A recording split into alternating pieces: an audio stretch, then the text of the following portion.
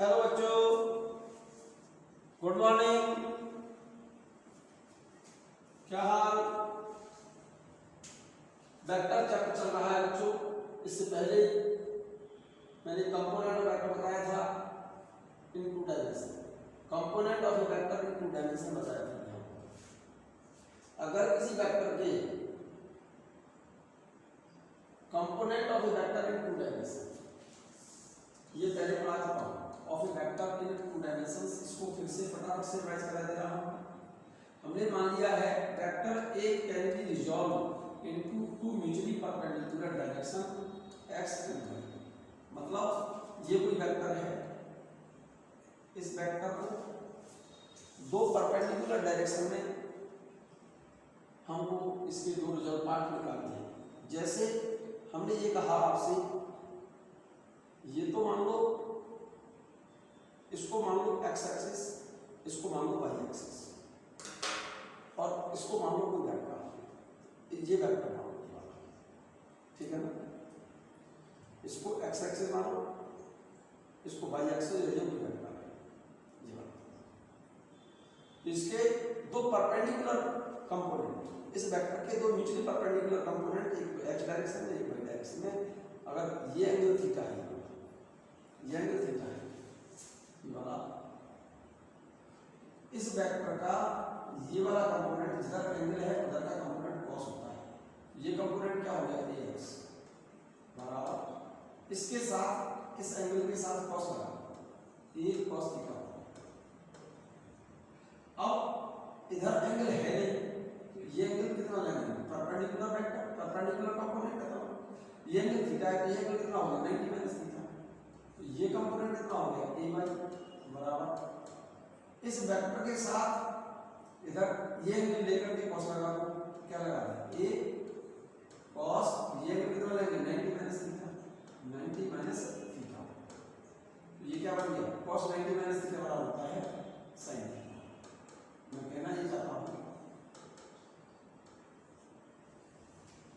जिस डायरेक्शन में एंगल है उधर का कंपोनेंट कॉस है, इधर एंगल नहीं है, या तो उसको साइन दे दो, या फिर ये वाला एंगल, ये एंगल अगर थीटा है तो ये कितना हो गया 90 माइनस थीटा, तो ये कंपोनेंट हो गया a cos 90 minus theta, ultimately sin theta बन गया। क्लियर है ये बात मैं पहले बता था। तो इस वेक्टर a का x डायरेक्शन में कंपोनेंट, तो ax और y डायरेक्शन में component ax the component of vector a along x axis, ay component of vector a along y axis। तो इस वेक्टर का x डायरेक्शन में कंपोनेंट ax माना है, y डायरेक्शन में कंपोनेंट ay माना है। तो ax बराबर क्या हो गया, इस वेक्टर का cos, और ay बराबर जरा एंगल नहीं है, उधर क्या लगाते हैं, sin लगाते हैं। ax हो गया a cos थीटा, ay बराबर हो गया a sin। क्लियर है बात, ठीक है ना। अगर हम इस वेक्टर का मैग्नीट्यूड निकालें, क्योंकि जो वेक्टर था आपको ध्यान है, एक वेक्टर मैंने बताया था, जैसे ये कोई वेक्टर है, इस वेक्टर का मैग्नीट्यूड a, इस वेक्टर का मॉडुलस a है, और इस वेक्टर का यूनिट वेक्टर मैंने ये ले लिया है a कैप। a कैप का मैग्नीट्यूड 1 होगा, इस वेक्टर को यूनिट वेक्टर लिखेंगे। तो आपको ध्यान हो, वेक्टर बराबर होता है मैग्नीट्यूड ऑफ वेक्टर इनटू इस वेक्टर का यूनिट वेक्टर, इस वेक्टर का यूनिट वेक्टर बराबर मैग्नीट्यूड ऑफ वेक्टर इनटू उस वेक्टर का यूनिट, ठीक है ना। अब मैं जैसे ये कहूंगा आपसे, जैसे आपने ये बोला इस x डायरेक्शन में और y डायरेक्शन में इस वेक्टर a के कंपोनेंट ले लिया, ये एंगल थीटा है, तो ये वाला कंपोनेंट आपने क्या बोला, ax,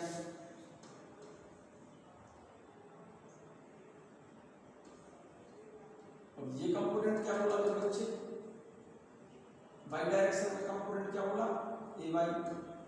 तो इस वेक्टर का ही तो कंपोनेंट है ये और ये, तो इसका मतलब वेक्टर a बराबर होगा, क्योंकि इसी के कंपोनेंट हैं, ये पार्ट्स हैं इसी के, तो अगर इन दोनों पार्ट्स को हम ऐड कर दें, इस वेक्टर को और इस वेक्टर को जोड़ दें, इन दोनों को ऐड कर दें, तो वही वेक्टर बनेगा जिसके ये दोनों कंपोनेंट, ये दोनों इसके कंपोनेंट हैं। तो इस वाले पार्ट, इस वाला कंपोनेंट को और इस वाले कंपोनेंट को दोनों को ऐड कर दें, तो ये वेक्टर बन गया। इस वेक्टर को मैं लिख सकता हूँ वेक्टर ए बराबर एक्स डायरेक्शन में, देखो मैग्नीट्यूड इस वेक्टर का, और एक्स डायरेक्शन में यूनिट वेक्टर क्या होता है आई के, प्लस वाई डायरेक्शन में वेक्टर जो ए वाई, इसको लिख सकता हूँ magnitude of along Y direction, और वाई डायरेक्शन में यूनिट वेक्टर क्या होता है जे के। आपने बताया ना, हमने बताया था वेक्टर बराबर होता है वेक्टर का मैग्नीट्यूड इनटू उस वेक्टर का यूनिट वेक्टर उसी डायरेक्शन।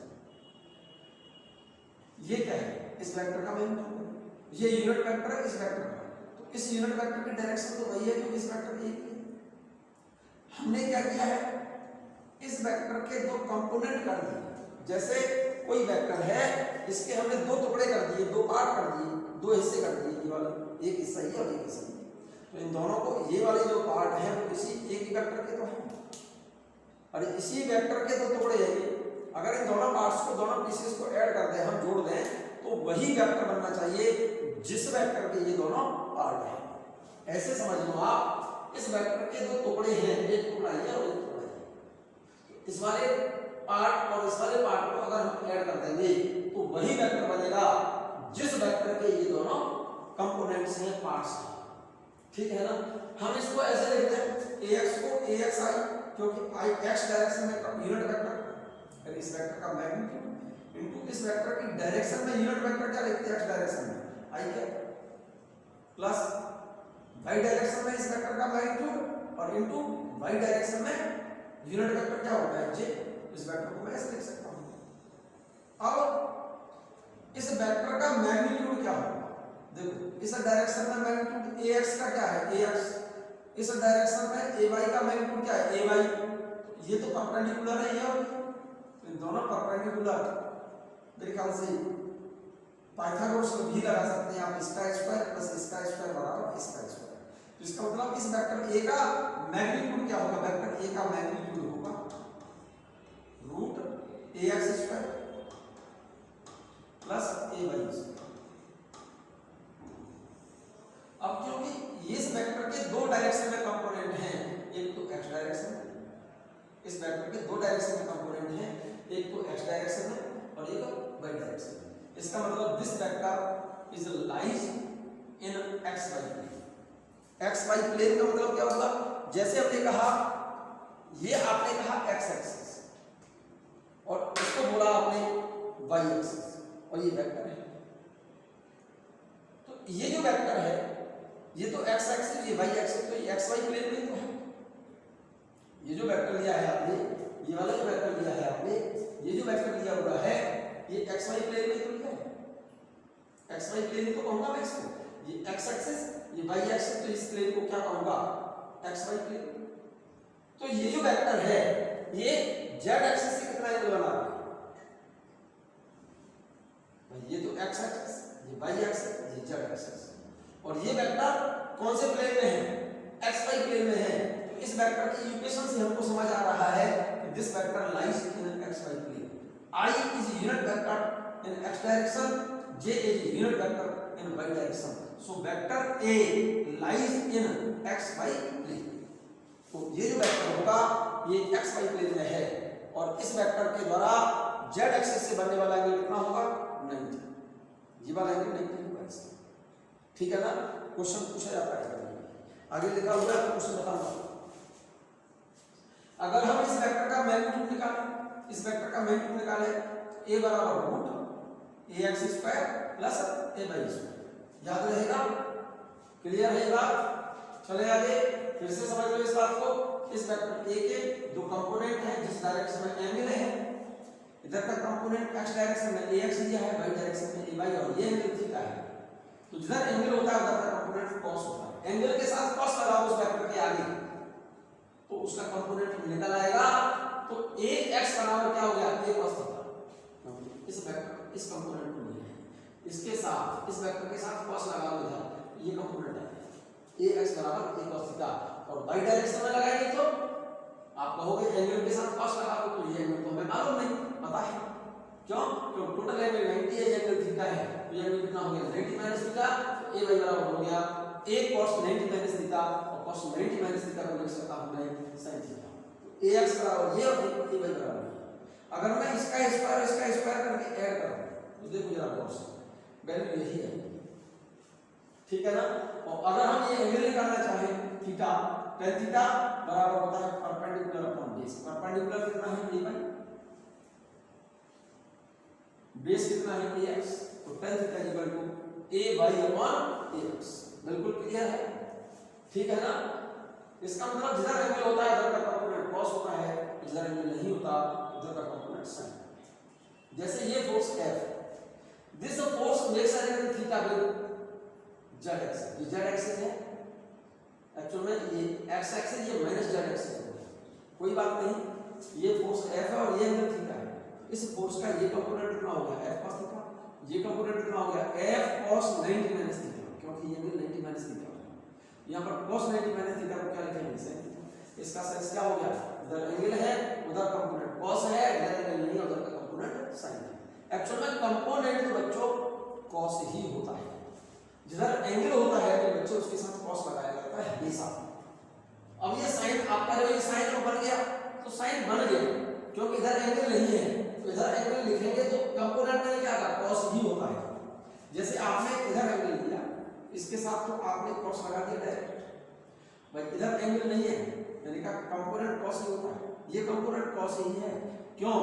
क्योंकि यहां पर इसके साथ लगाएंगे f cos 90 माइनस थीटा, तो यहां पर f cos 90 माइनस थीटा लिखोगे तो cos 90 माइनस थीटा बराबर होता है sin थीटा, इसलिए ये वाला कंपोनेंट इस फोर्स का ये कंपोनेंट तो f cos और ये हो गया f sin। सिमिलरली जैसे ये वेलोसिटी v, इसका ये कंपोनेंट इधर एंगल दिया है उधर cos, इधर एंगल दिया है उधर sin। फॉर एग्जांपल ये क्वेश्चन मैं पहले बता चुका हूं, फिर से डिस्कस करा दे रहा हूं। A force of 20 Newton act on a body at 30 degree north of east, what it's east and north component. ये कह रहा है a force of 20 Newton acts on a body at 30 degree north of east, 30 degree north of east. पहले ये direction बना हुआ बच्चों समझ, ये तो ईस्ट, ये वेस्ट, ये नॉर्थ, ये साउथ, हर एक क्वाड्रेंट का एंगल नहीं मिलता। अगर ये एंगल बच्चों ये एंगल 45 डिग्री है तो एंगल ये भी 45 डिग्री होगा,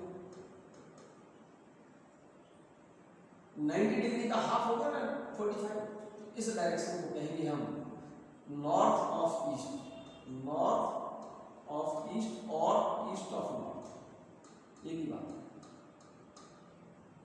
इस डायरेक्शन को नॉर्थ ईस्ट कहो या ईस्ट नॉर्थ, इस डायरेक्शन को वेस्ट साउथ या साउथ वेस्ट और साउथ वेस्ट। ये बात क्लियर है? यस। ये वाला एंगल मैंने कहा यहां पर ये एंगल मैंने 45 दिया, ये डायरेक्शन बताओ, ईस्ट साउथ और साउथ ईस्ट, इस डायरेक्शन को बताओ। ये एंगल 45 है, ये भी एंगल 45 है, इस डायरेक्शन को क्या लिखेंगे नॉर्थ वेस्ट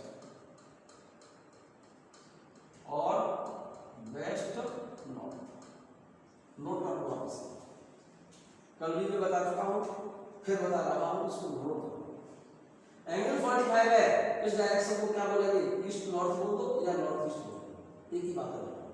इस डायरेक्शन को एंगल 45 है, ईस्ट साउथ कहो या फिर साउथ ईस्ट कहो। ये 45 है, इसको साउथ वेस्ट बोलो या वेस्ट साउथ बोलो, वेस्ट साउथ या साउथ वेस्ट। शर्त ये है कि एंगल 45 होनी चाहिए। इस डायरेक्शन को नॉर्थ वेस्ट कहो या फिर वेस्ट नॉर्थ कहो। ये बहुत इंपॉर्टेंट पॉइंट है। ये डायरेक्शन ईस्ट, ये वेस्ट, ये नॉर्थ, ये साउथ। ध्यान से देखिए,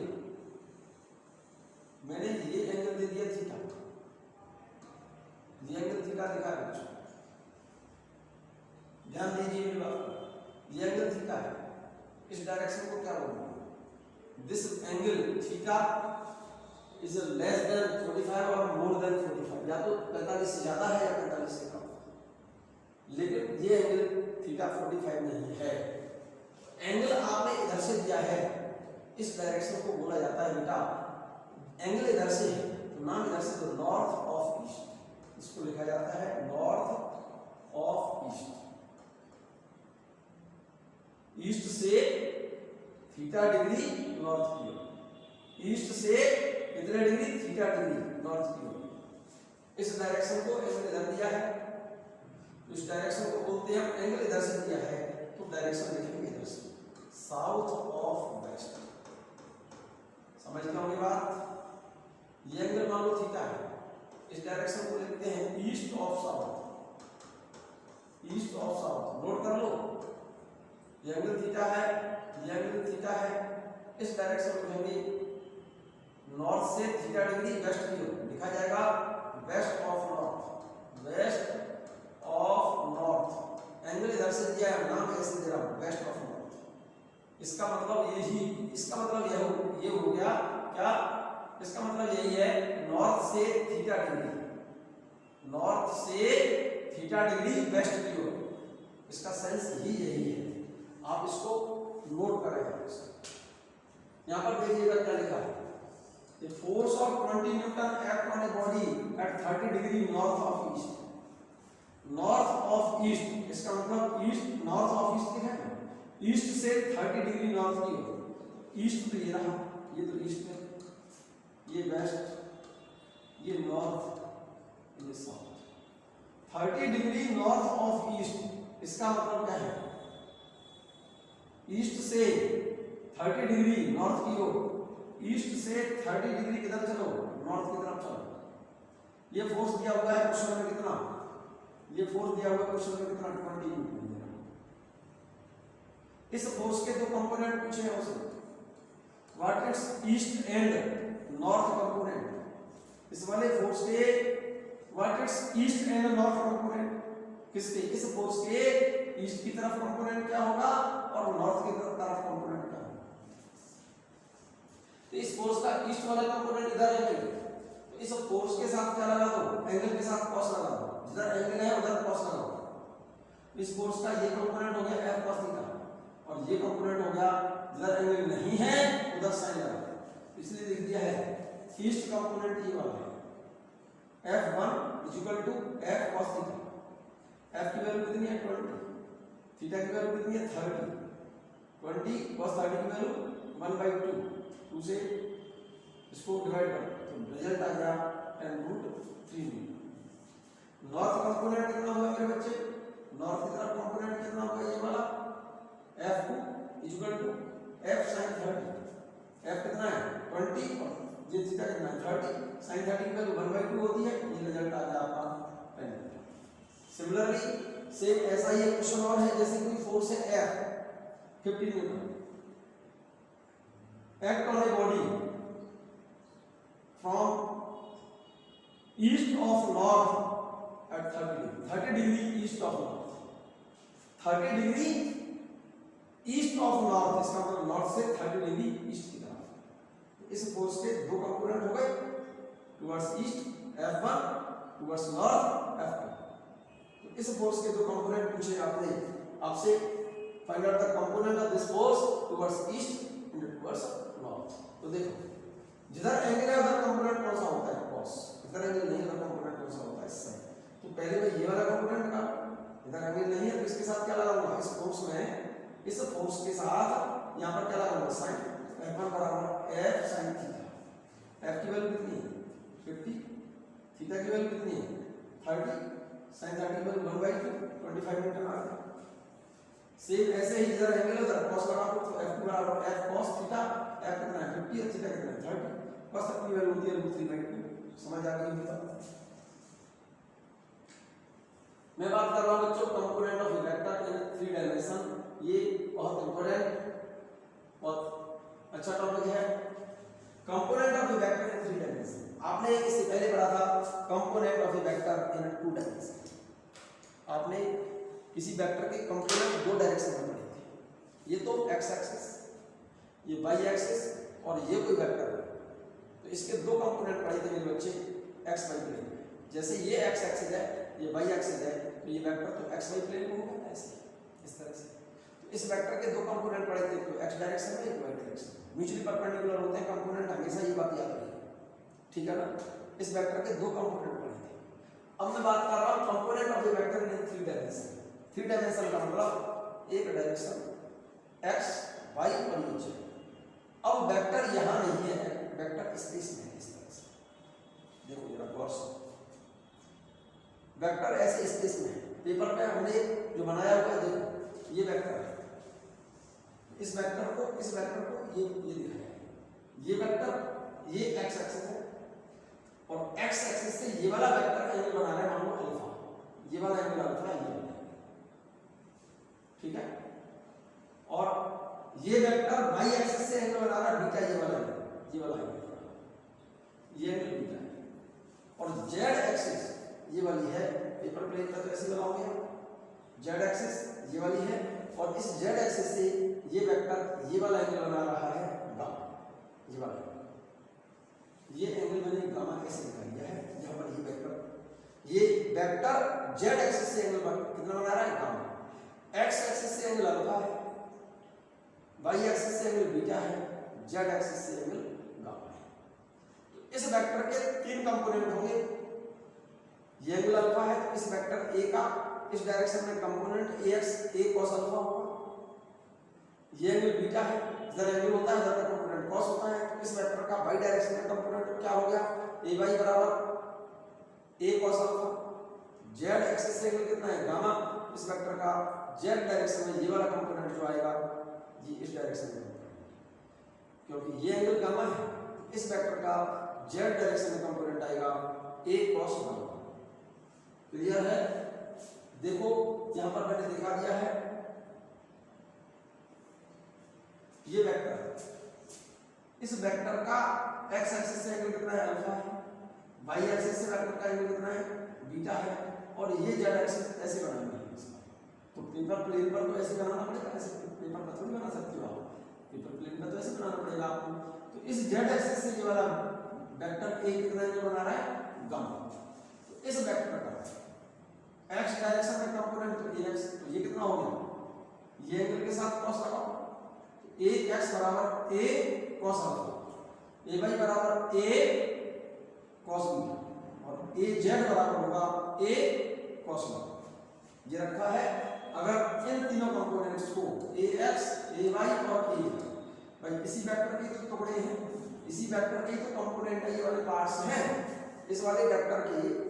ध्यान दीजिए इस वेक्टर का ये वाला पार्ट, ये वाला कंपोनेंट रिजल्ट पार्ट कितना है ax, इसी का ये हिस्सा कितना है ay, इसी का एक टुकड़ा ये रहा इस डायरेक्शन में az।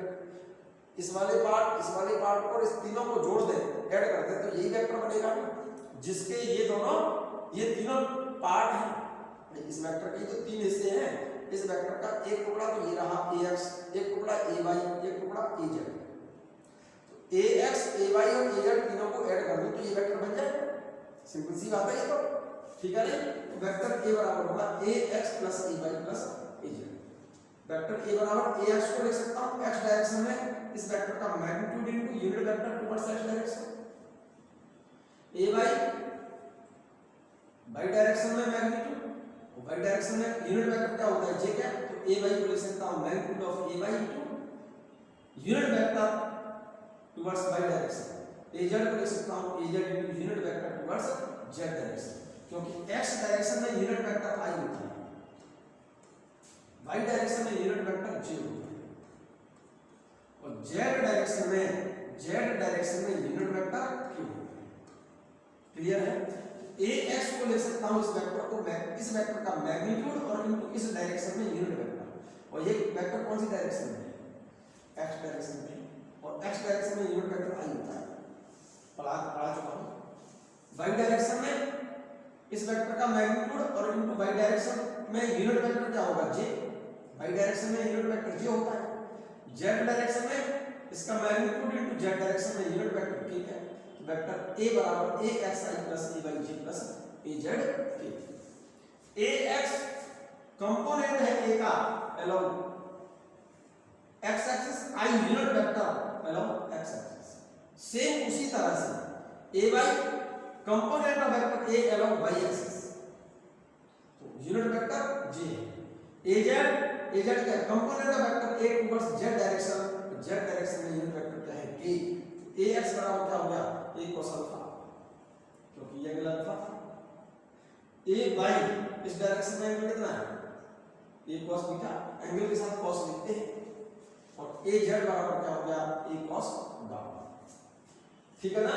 The magnitude of this vector, इस वेक्टर का मैग्नीट्यूड क्या कैसे निकालेंगे भाई, देखो इस वेक्टर का कंपोनेंट एक्स डायरेक्शन में कितना था ax, वाई डायरेक्शन में ay, जेड डायरेक्शन में az। तो इसके मैग्नीट्यूड का स्क्वायर प्लस इसके मैग्नीट्यूड का स्क्वायर प्लस इसके मैग्नीट्यूड का स्क्वायर बराबर इसके मैग्नीट्यूड का स्क्वायर। तो इसका मैग्नीट्यूड निकालें तो कैसे निकालेंगे, इस a की वैल्यू निकालेंगे, न्यूमेरिकल वैल्यू मींस मैग्नीट्यूड, इस वेक्टर के ax के मैग्नीट्यूड का स्क्वायर प्लस ay के मैग्नीट्यूड का स्क्वायर प्लस az के मैग्नीट्यूड का स्क्वायर। तो इसका मैग्नीट्यूड निकालेंगे, यही निकाला है मैग्नीट्यूड ऑफ वेक्टर, ये निकाला है a बराबर a x square plus a y square plus a z square. इस फॉर्मूले को जरा गौर से, ठीक है ना। इस वेक्टर का x एक्सिस से कंपोनेंट, x एक्सिस से जो कंपोनेंट है ये वेक्टर x डायरेक्शन में कितना एंगल बना रहा है, x डायरेक्शन से अल्फा। यहां से मैं निकाल सकता हूं cos अल्फा, cos अल्फा बराबर ax upon a, ax upon a, cos beta बराबर ay upon a, ay upon a, ठीक है ना। और cos gamma equal to az upon a। cos alpha, cos beta और cos गामा को बोला जाता है बच्चों डायरेक्शन कोसाइन। क्या बोलते हैं, डायरेक्शन कोसाइन बोलते हैं। क्या बोलते हैं, cos alpha cos beta cos gamma, या cos alpha cos beta cos gamma called direction cosine. मेरे साथ साथ बच्चों कंप्लीट चैप्टर नोट करते जाइएगा, और इसको एक बार वीडियो सुन लिया है उसके बाद दूसरी बार सुनो, तीसरी बार सुनो। ये चैप्टर बहुत ज्यादा सिंपल है, एक बार समझ आ गया तो इसमें केवल और केवल ऐड करना है, एडिशन अगर जानते हैं, जोड़ना आप जानते हैं तो चैप्टर सबसे सिंपल है, ठीक है ना। अल्फा कैसे है, angle of vector A from X axis, beta angle of vector A from Y axis, gamma angle of vector A from Z axis. Alpha vector A का एक्स एक्सिस से angle है, beta vector A का Y axis से angle है, gamma vector A का Z axis से angle है। ये बात मैंने यहां दिखाई है। अल्फा एक्स एक्सिस से एंगल है, बीटा वाई एक्सिस से एंगल है, और ये जो गामा दिखाया है आपने, गामा को फिर से देख लें, मैं फिर से बताई दे रहा हूं, देखिएगा ये एक्स एक्सिस, ये वाई एक्सिस और ये जेड एक्सिस। ये तो x, ये y और ये z, और ये वेक्टर। इस वेक्टर का ध्यान से देखिएगा, एक second,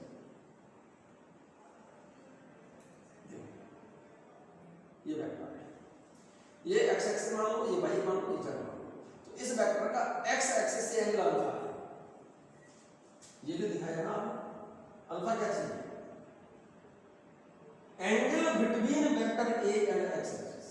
vector a and x axis angle alpha है, वेक्टर a और y एक्सिस एंगल बीटा है, वेक्टर a और z एक्सिस एंगल गामा है।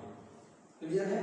cos alpha cos beta cos gamma को हम डायरेक्शन कोसाइंस कहते हैं बच्चों, ये बात आपको याद रखनी है, ठीक है ना। अगला पॉइंट देखें, बहुत important point, most important point, जरूर से ज्यादा इंपॉर्टेंट पॉइंट ये क्वेश्चन पूछता है। The two vectors are parallel to each other when their directions cosines are equal. दो वेक्टर एक दूसरे के पैरेलल तब होंगे जब उनके डायरेक्शन कोसाइन सेम हो, मींस अल्फा बीटा और गामा क्या हो, सेम।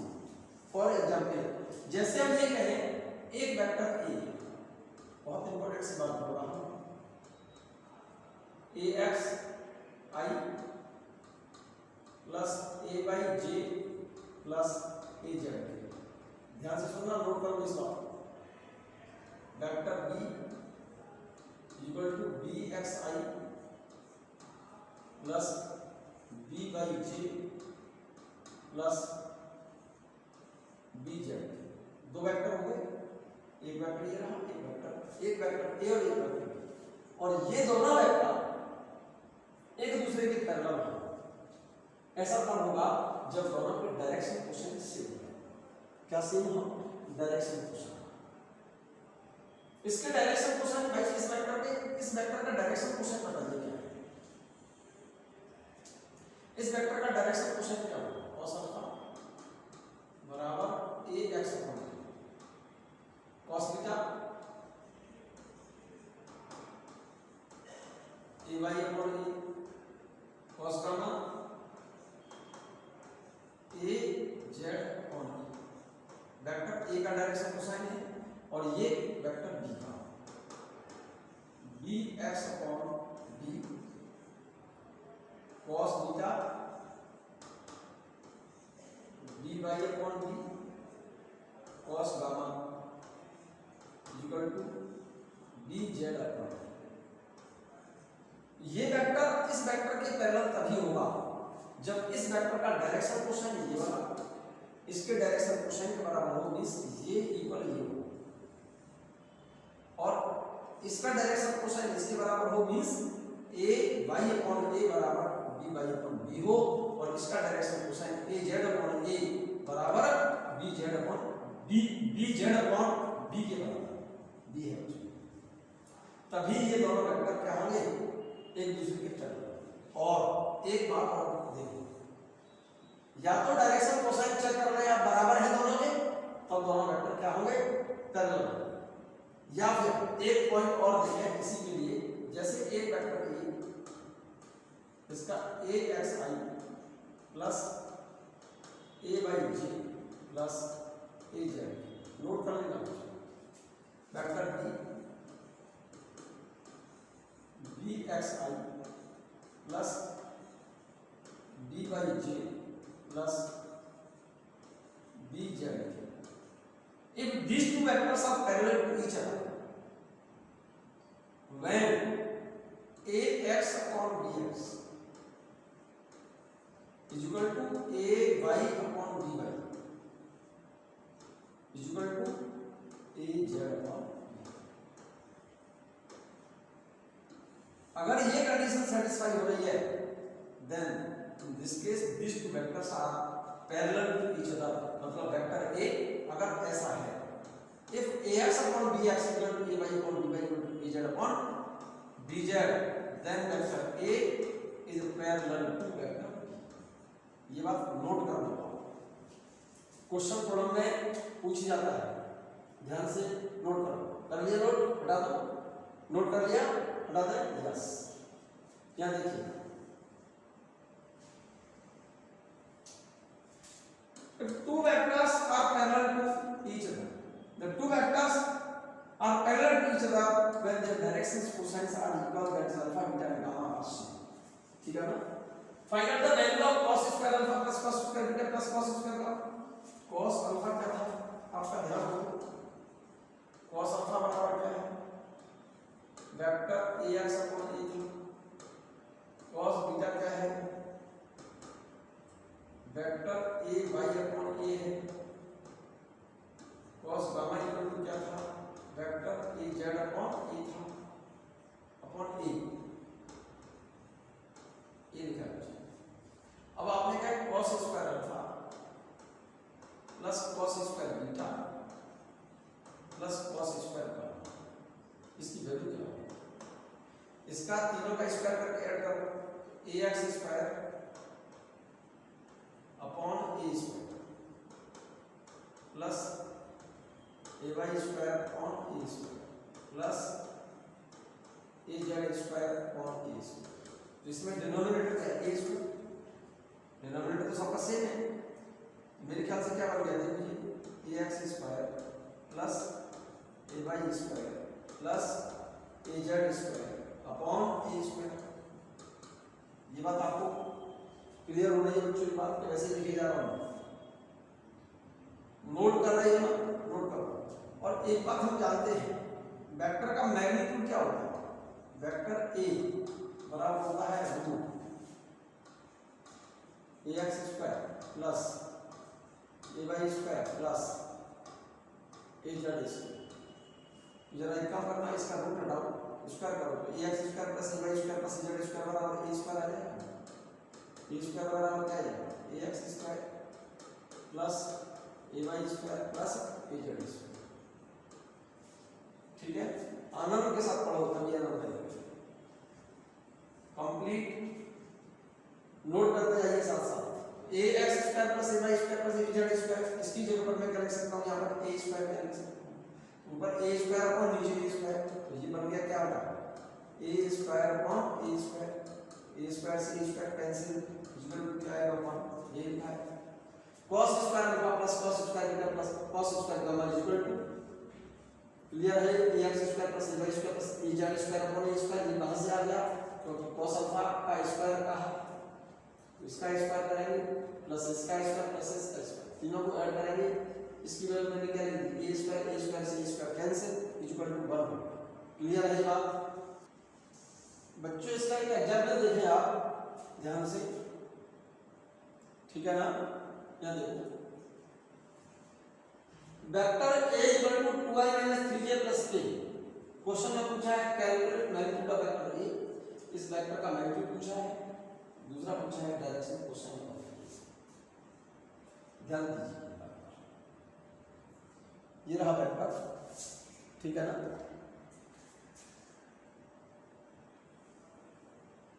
ये है vector a equal to 2i minus 3j plus k, calculate magnitude of vector भाई, वेक्टर a इक्वल टू क्या दिया, a equal to 2i minus 3j plus k, ठीक है। हम क्या जानते हैं वेक्टर के बारे में, एक वेक्टर आपने पढ़ा हो, वेक्टर a बराबर a x i plus a y j plus a z k, ऐसे पढ़ाया था। तो इस वेक्टर के मैग्नीट्यूड का फॉर्मूला क्या था, रूट, ध्यान देना, बोलिए, हाँ बोलो, ए एक्स स्क्वायर शाबाश plus A Y square plus A Z square, देख लो गौर से, ए X square plus A Y square plus A Z square, ये तो हो गया मैग्नीट्यूड का फॉर्मूला। और डायरेक्शन कोसाइन क्या थे बच्चों, ध्यान दो, cos अल्फा बराबर क्या था, a x upon magnitude of vector, cos beta equal to a y upon magnitude of vector, ध्यान है, cos gamma equal to a z upon, तो यहां पर कंपेयर कीजिए आप, इस वेक्टर का मैग्नीट्यूड कैसे निकालना, i का कंपोनेंट क्या है 2, इस ax की जगह पर क्या लिखोगे 2 का स्क्वायर प्लस j का कंपोनेंट कितना है -3, a y की जगह पर क्या लिखोगे -3 का स्क्वायर प्लस k का कंपोनेंट क्या है, k का कंपोनेंट क्या है, यहाँ पर 1 है, a z की वैल्यू 1 हो गई, तो यहाँ 1 का स्क्वायर, तो a की वैल्यू निकल आएगी, यहाँ से डायरेक्ट यहाँ लिख रहा हूँ a बराबर रूट ए एक्स कितना है 2 का स्क्वायर 4 प्लस -3 का स्क्वायर करेंगे तो +9 हो जाएगा, 1 का स्क्वायर कितना हो गया, ये वैल्यू आ गई √14, ठीक है।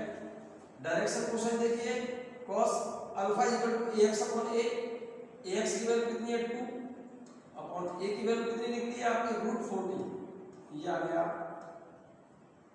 डायरेक्शन कोसाइन x एक्सिस पर, ये आ गया a y अपॉन a की वैल्यू कितनी है -3 अपॉन a की वैल्यू कितनी है √14 है। cos गामा z एक्सिस पर direction cosine a z upon a की वैल्यू कितनी है 1 और a की वैल्यू कितनी है √14। ये क्वेश्चन क्लियर है या नहीं है? तो डायरेक्शन कोसाइन को मेरे बच्चे कोऑर्डिनेट की तरह लिखा जाता है। डायरेक्शन कोसाइन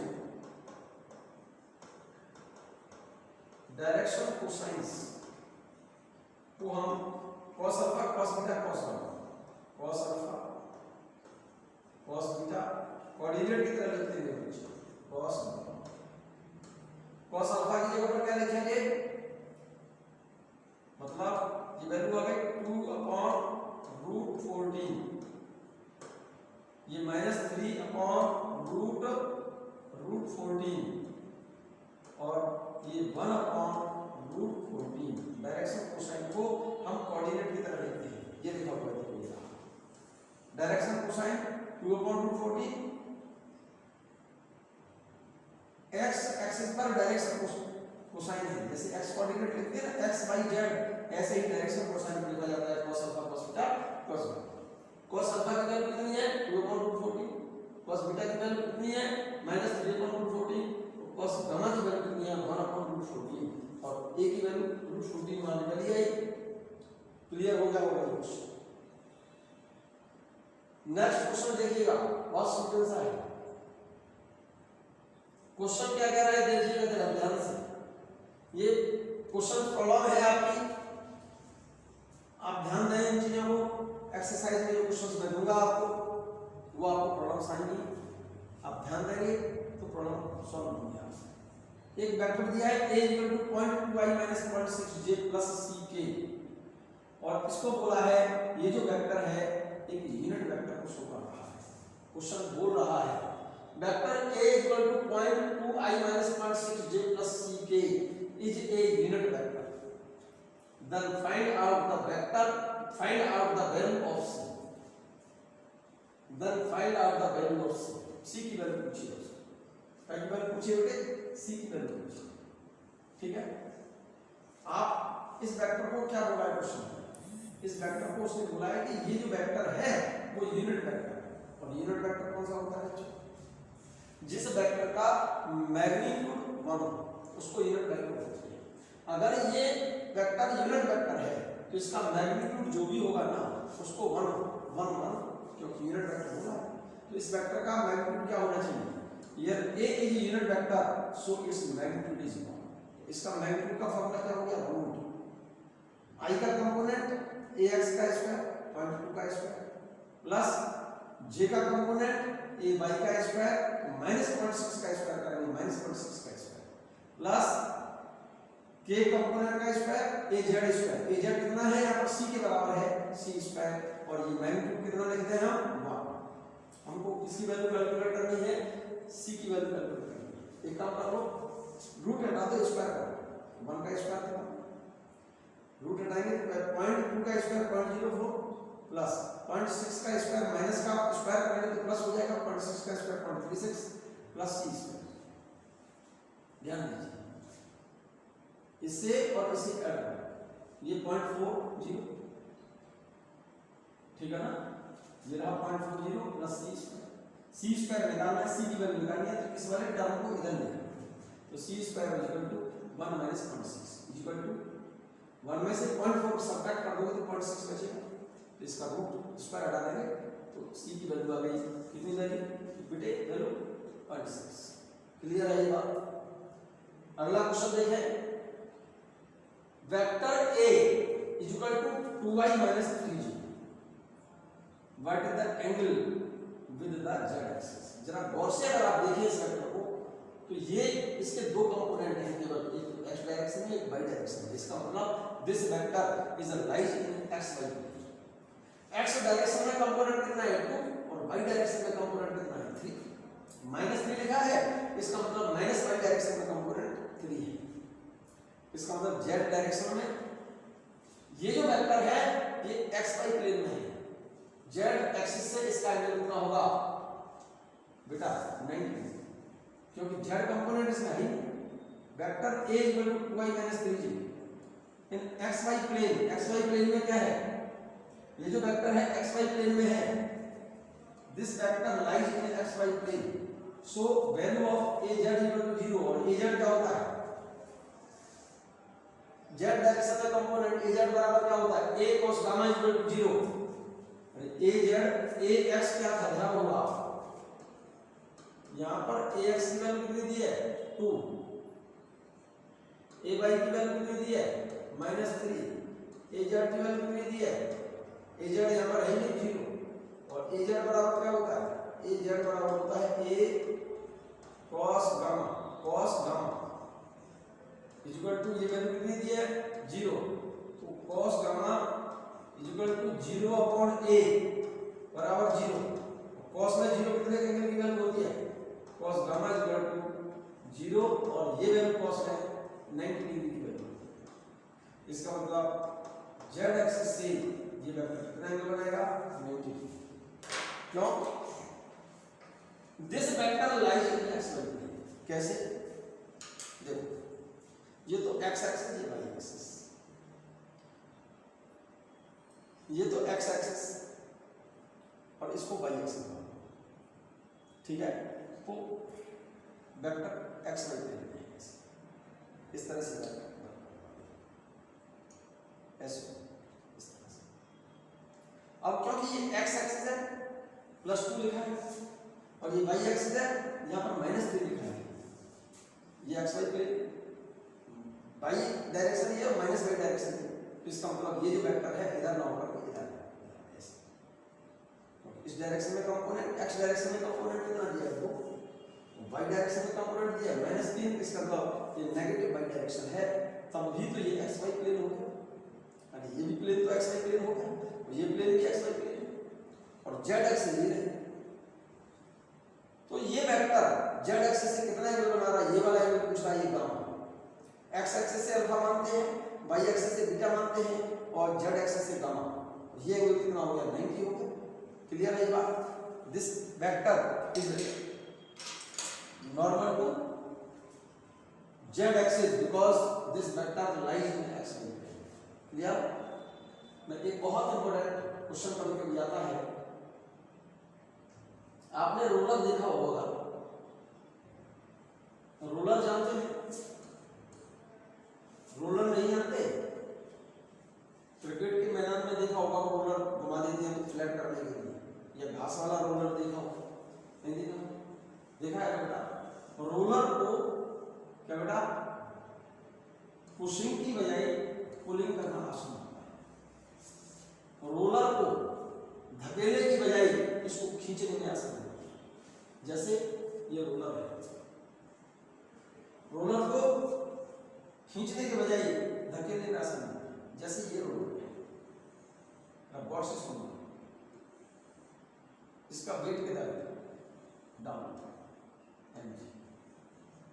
हम इसको हॉरिजॉन्टल से F फोर्स से हम धक्का दे रहे हैं, इसे हॉरिजॉन्टल से कितने एंगल पर थीटा एंगल, मैंने बताया था आपको, this force can resolve into two components, एक तो कंपोनेंट ये कॉस की तरफ एंगल की तरफ कॉस होता है, और इधर एंगल नहीं होता, उधर कंपोनेंट साइन, क्योंकि ये दोनों कंपोनेंट म्यूचुअली परपेंडिकुलर होते हैं, तो कितना हो गया F साइन, ध्यान देना, ये जब कब है, जब इसको धक्का मार रहे हैं, पुश कर रहे हैं, ऑन पुशिंग लिखा है, ऑन पुशिंग, और एक बार हम इस रोलर को, रोलर वही है, फील्ड वही है, फोर्स लगाने वाला भी वही है, जितना फोर्स आपने धक्का देने के लिए लगाया है उतना ही फोर्स इसको पकड़ के हम ऐसे खींच रहे हैं, और जितने एंगल से आप हॉरिजॉन्टल से जितने एंगल पर फोर्स लगाया धक्का देने के लिए, उतने ही एंगल से हॉरिजॉन्टल से हम इसको खींचने के लिए, उतने ही एंगल से हॉरिजॉन्टल से उतना ही एंगल बनाते हुए उतने ही फोर्स से हम इसको खींच रहे हैं, वेट इसका, रोलर वही है तो वेट तो सेम होगा मेरे बच्चे, इस फोर्स F का, क्योंकि F फोर्स से हम धक्का दें और उसी रोलर को F फोर्स से हम खींचे, तो अब क्वेश्चन मेरा ये है कि पुशिंग करना आसान होता है या पुलिंग करना आसान होता है, on pulling, on pulling, pulling करना आसान होगा पुशिंग करने से, कारण उसका this force can resolve into to component. ये तो F cos थीटा, ये भी F cos थीटा था, आगे बढ़ा लिया, और ये फोर्स किधर है F sin थीटा। मेरे ख्याल से इस फोर्स के तो दो रिजल्ट पार्ट कर दिए आप। अरे भाई इस फोर्स के दो टुकड़े कर दिए, इस फोर्स से क्या मतलब है, इससे तो कोई लेना देना है, क्योंकि इन इस वाले फोर्स का कंबाइंड इफेक्ट उतना होगा जितना इन दोनों फोर्स का है, क्योंकि ये दोनों फोर्सेस ये इसी फोर्स के कंपोनेंट है। तो इसके तो दो टुकड़े आ गए ना आपके पास। तो अब देखो जब पुशिंग कर रही हो, धक्का दे रही हो, और एक बार क्या कर रही हो, पुलिंग कर रही हो, खींच रही हो, उस केस में दोनों ही केसों को कंपेयर करो जरा ध्यान से। इस रोलर पर फोर्स कितने हो गए, 3, 1, 2 और 3। तो ये वाला जो फोर्स आगे की तरफ लग रहा है, इन दोनों केस में पुशिंग के समय पर और पुलिंग के समय पर आगे वाला फोर्स सेम है दोनों में। पर ये रोलर आगे कौन से फोर्स की वजह से बढ़ेगा, ये रोलर आगे जब जाएगा तो किस फोर्स की मेहरबानी से जाएगा, जो फोर्स आगे लग रहा है वो तो दोनों में से जो इस रोलर को आगे बढ़ाने में क्या करेगा, मदद करेगा, हेल्प करेगा। लेकिन जब रोलर को पुश कर रहे हैं, धक्का दे रहे हैं, तो this force F sin theta क्या होगा, ऐड हो जाएगा इसमें, इसके वेट में। F sin थीटा क्या हो जाएगा, इसके वेट को बढ़ा देगा, mg में ये ऐड होगा। तो इफेक्टिव वेट इस केस में रोलर का ज्यादा होगा, इस केस में फ्रिक्शन ज्यादा होगा। और जब पुलिंग करोगे तो क्या होगा, ये वाला फोर्स ऊपर लगेगा F sin थीटा, और वेट नीचे अपोजिट होगा। तो इस वाले फोर्स को क्या होगा, ये वाला फोर्स सब्ट्रैक्ट करना पड़ेगा आपको mg में से। तो इस वाले रोलर पर नेट फोर्स कितना होगा, mg minus F sin theta. मेरे ख्याल से इस पर नेट फोर्स पुशिंग के समय पर नेट फोर्स ज्यादा है बजाय इसके पुलिंग के। इसीलिए कहते हैं रोलर को धकेलने के बजाय पुलिंग करना आसान होता है, खींचना आसान होता है, क्योंकि पुलिंग करने पर नेट फोर्स पुशिंग के कंपैरिजन में जो नेट फोर्स लग रहा है उसके कंपैरिजन में पुलिंग के केस में नेट फोर्स कम है। इसीलिए रोलर को धकेलने के बजाय क्या बेटा, खींचना आसान होता है, पुलिंग करना आसान होता है। ये बात मैंने लिख दी है। It is easier to pull a lone roller than to pushing it. किसी रोलर को क्या बेटा, पुलिंग करना आसान होता है बजाय इसके पुशिंग करने से। पुल करना बहुत आसान है इससे पुश करने से, इसलिए लिखा है it is easier to pull a lawn roller. Lawn roller समझते हैं, that to push it. Roller को धकेलने की अपेक्षा खींचने में आसानी होती है। क्यों होती है, उसका कारण समझ लीजिए। सिमिलर एक छोटा सा और इसी वेक्टर कंपोनेंट का एक example, walking of a man. जैसे कोई व्यक्ति, जैसे हम और आप जमीन पर चलते हैं, जैसे चलते हैं तो हम पैर से अपने जमीन को क्या करते हैं, धक्का देते हैं, और पैर से हम अर्थ को पुश करते हैं, पुश F से, ठीक है ना। तो जैसे ही पैर से अर्थ को हम पुश करेंगे, ठीक है ना, तो अर्थ का एक रिएक्शन फोर्स एक्ट होगा उसके अपोजिट। इस फोर्स F, जैसे फोर्स हमने पैर से अर्थ पर लगाया इधर बैकवर्ड डायरेक्शन, तो अर्थ हमारे पैर पर एक रिएक्शन फोर्स लगाएगी इधर उसके opposite direction. This reaction force can resolve into two components r sin theta and r cos theta. Weight of this man, इस व्यक्ति का वेट कितना होगा, वेट तो डाउनवर्ड होगा, वेट इस व्यक्ति का कितना होगा, मैं समझा, सुनो भाई। जैसे ही हम पैर से, जैसे ही हम अपने पैर से अर्थ को धकेलते हैं पीछे, ऐसे धकेलते पैर से दबाते हैं अर्थ को, तो अर्थ हमारे पैर पर क्या लगाती है, रिएक्शन फोर्स। इस रिएक्शन फोर्स को, और हमारा वेट किधर है, डाउन mg, ध्यान दें। Reaction force can resolve into two components. इस रिएक्शन के दो कंपोनेंट हैं, एक तो r sin और एक r cos। r sin theta vertical component balance the weight of man. हमारे वेट को कौन बैलेंस करता है, इस रिएक्शन फोर्स का vertical component. This component balance the weight of man. The horizontal component help है, हॉरिजॉन्टल कंपोनेंट क्या करेगा, हॉरिजॉन्टल कंपोनेंट उसकी मदद करता है आगे बढ़ने में। इसीलिए लिख दिया जाता है vertical component R sin theta balance the weight of the man and the horizontal component R cos theta help the man to work forward direction. Clear है? नेक्स्ट एक छोटा सा एग्जांपल और बहुत सिंपल सा एग्जांपल है बच्चों, ध्यान से सुनेंगे अगर आप, बहुत ज्यादा इंपॉर्टेंट एग्जांपल है ये, जरूर से ज्यादा इंपॉर्टेंट एग्जांपल है ये, आप ध्यान दें। Two boys are holding a rope at its ends. दो व्यक्ति किसी रोप को ऐसे पकड़े हुए इस तरह से, ऐसे पकड़े हुए इस तरह से। एक व्यक्ति तो इधर से पकड़ा हुआ है इसको ऐसे, और एक व्यक्ति इधर से पकड़ा है ऐसे, इधर की तरफ ऐसे होल्ड किए हुए हॉरिजॉन्टल इस तरह से, ठीक है ना? Two boys are holding a rope at its ends. Initially the rope is horizontal. Initially the rope is horizontal. If weight W is suspended at the center of rope, question मेरा ये है, how much force of each boy must apply to rope to make the rope horizontal? Question ये बोल रहा है कि बच्चे, रस्सी है ये दो सरों पर पकड़े हैं, एक व्यक्ति तो इधर से और एक व्यक्ति इधर से। क्वेश्चन में ये बोला है कि इस रोप के बीच में सेंटर पर, इस रोप के सेंटर पर एक वेट लटका दिया उसने यहाँ पर सेंटर, तो सेंटर पर वेट लटका देंगे, अगर हम यहाँ पर वेट सस्पेंडेड करा देंगे सेंटर पर, तो क्या होगा? ये रस्सी जो होगी हॉरिजॉन्टल, जो पहले हॉरिजॉन्टल थी, जैसे वेट यहाँ सस्पेंडेड करा देंगे तो रोप इस तरह से हो जाएगी ना, ऐसे इस तरह से झुक जाएगी ना, बीच में से डिप्रेस हो जाएगी। देखो कैसे, ये रस्सी है ये, एक व्यक्ति तो यहां से पकड़े हुआ है इधर, और एक व्यक्ति यहां से पकड़े हुआ है इधर, और इस रस्सी पर मैं इसको फिगर अलग से यहां बना दूं, एक स्ट्रिंग है ये, एक व्यक्ति तो इसको यहां पकड़े हुआ है ऐसे, एक व्यक्ति इधर को पकड़े हुआ है खींच रहा है, और ये रस्सी कैसे हॉरिजॉन्टल, ये स्ट्रिंग रोप है। क्लियर? अब वो ये कह रहा है इसके सेंटर पर एक वेट सस्पेंडेड हमने करा दिया, जैसे ही यहाँ पर वेट लटकाएंगे नीचे की तरफ, तो वेट जैसे ही सस्पेंडेड कराएंगे तो क्या होगा? स्ट्रिंग बीच में से डिप्रेस हो जाएगी, झुक जाएगी ऐसे, यहाँ पर वेट लटकाएगा,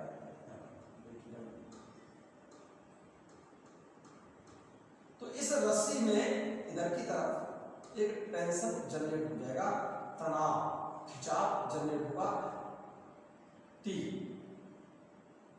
इसको क्या बोल दो, फोर्स बोल दो या टेंशन T का हो या फोर्स F। और ये जो फोर्स लग रहा है हॉरिजॉन्टल से मान लो थीटा अपने आप जनरेट होगा ये फोर्स। जैसे ही इस रस्सी पर मिडिल पर वेट सस्पेंडेड करा होगा, तुरंत रस्सी ये वाली पोजीशन हॉरिजॉन्टल थी, रस्सी ऐसे होगी, और ये हॉरिजॉन्टल से स्ट्रिंग जो एंगल बना रही है ये एंगल थीटा, तो इस रस्सी में इधर की तरफ टेंशन जनरेट। क्वेश्चन ये पूछ रहा है ये व्यक्ति इधर जो पकड़े हुआ है इधर से और ये व्यक्ति इधर से, ये ऐसे खींच रहा है ऐसे, तो क्वेश्चन ये पूछ रहा है कितना फोर्स किस तरह से अप्लाई कर रहा है जिससे कि जो स्ट्रिंग ये वाली जो स्ट्रिंग ऐसे होगी ना, वो फिर से ये स्ट्रिंग स्ट्रेट हॉरिजॉन्टल हो जाए इस तरह से, ये फिर से स्ट्रेट कैसे हो जाए, स्ट्रेट हो जाए। देखिएगा जरा इस स्ट्रिंग में ये वाला जो फोर्स F और ये फोर्स F हॉरिजॉन्टल से कितना एंगल बना रहा है theta, this force can resolve into two components, एक कंपोनेंट तो F cos और इसका दूसरा कंपोनेंट ये F sin, ये F sin। Similarly this force can resolve into two components, ये वाला कौन सा हो गया F cos और ये कंपोनेंट हो गया F sin। जरा गौर से देखिए, these two forces are equal at opposite, so they cancel out each other। ये दोनों फोर्स एक दूसरे के इक्वल और अपोजिट हैं, तो ये दोनों फोर्स क्या कर देते हैं, एक दूसरे को कैंसिल कर देंगे।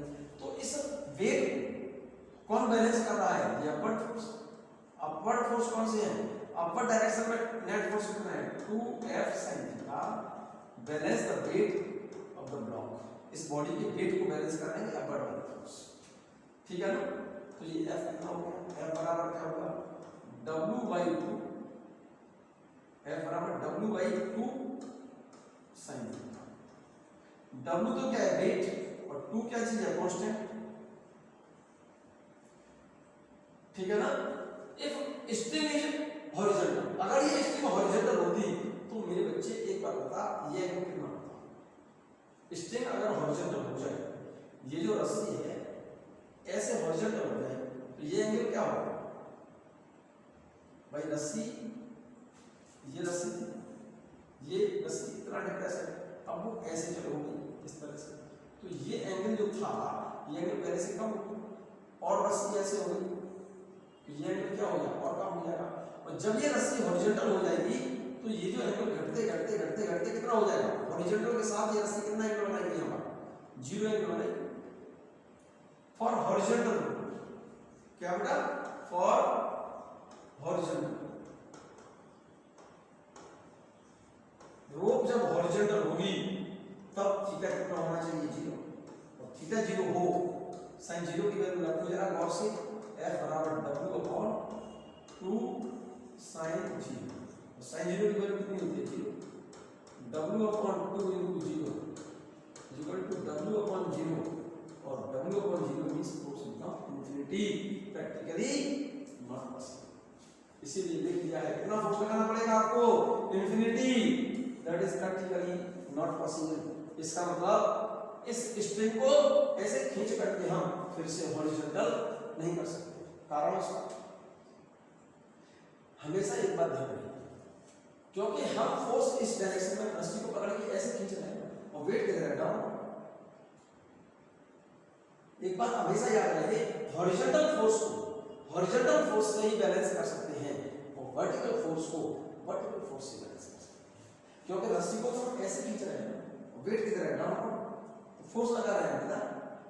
तो क्या इस वाले वेट को इस वाले फोर्स से बैलेंस कर सकते हैं, नहीं कर सकते, क्योंकि हॉरिजॉन्टल फोर्स से ही बैलेंस होते हैं और वर्टिकल फोर्स से ही बैलेंस होते हैं।